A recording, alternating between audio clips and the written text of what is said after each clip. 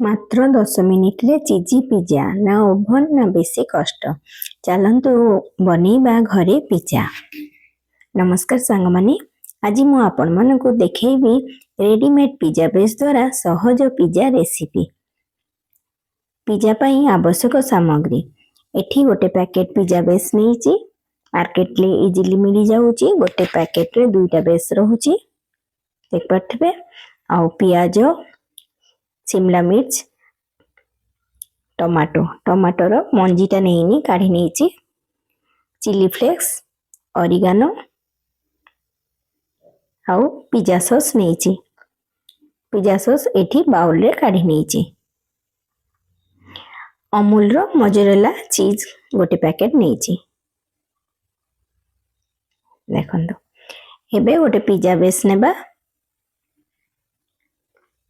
Pizza base रे जो pizza sauce नहीं थिले से पिज्जा सॉस रो 2 बड़ चम्मच देकी सब आड़े समान भाव में लगे नबा।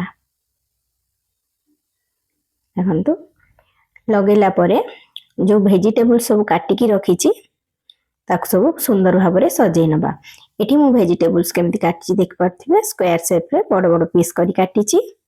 आउ जदी स्वीट कॉर्न आउ पनीर आपण चाहूचंती आपण को इच्छा मुताबिक नहीं पारिबे।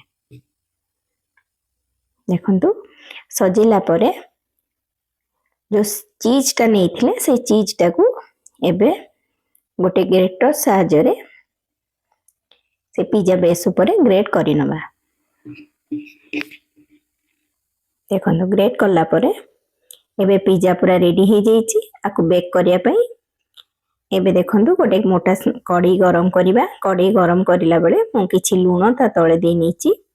एबे ताको प्रीहीट करिया पई 5 रु 7 मिनिट छाड़ी देबी। 5-7 मिनिट परे देखंतु कढ़ी गरम हे जाईची से ता भितरे गोटे मु स्टैंड रखि नेची। स्टैंड रखला परे गोटे स्टील प्लेट ऊपर को से पिज्जा बेस टा दे नीची तापरे ताको बेक करिया को छाड़ी थिली कवर करिकी। देखंतु 5 मिनिट परे चेक करूची एठी चीज टा भलो भाव रे मेल्ट हे नथला से पे आउ 5 मिनिट परे ताको बेक कर नेची। एबे देखंतु चीज टा पूरा बढ़िया भाव रे मेल्ट हे जाईची। एबे पिज्जा पूरा रेडी हो जाइए। देखो सांग माने केते चीजी एवं केते टेस्टी पिज्जा घरे बनीगला पूरा 10 मिनिट्स भितर पूरा होटल भली स्वाद।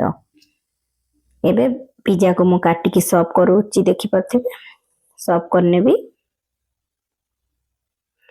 एबे एथिरे मु पिज्जा सॉस आ टमाटो सॉस देकी सर्व करूची। आपण चाहिले चिली सॉस भी खाई परिबे। आ जो ऑरिगानो आ चिली फ्लेक्स रखिथिली ताको एबे पिज्जा ऊपर दे नेबी। एबे संपूर्ण भाव में पिज्जा हमर रेडी हो जाइछि खाଇବା पई। आपन को जदी वीडियो भल लागिथिबो वीडियो को लाइक शेयर और सब्सक्राइब करंतु आ कमेंट्स रे लिखंतु आपन को केउ पिज्जा भल लागे। मु पुणी आसीबी गोटे नुआ रेसिपी सहित। सेते पर्यंत विदाय दियंतु। नमस्कार।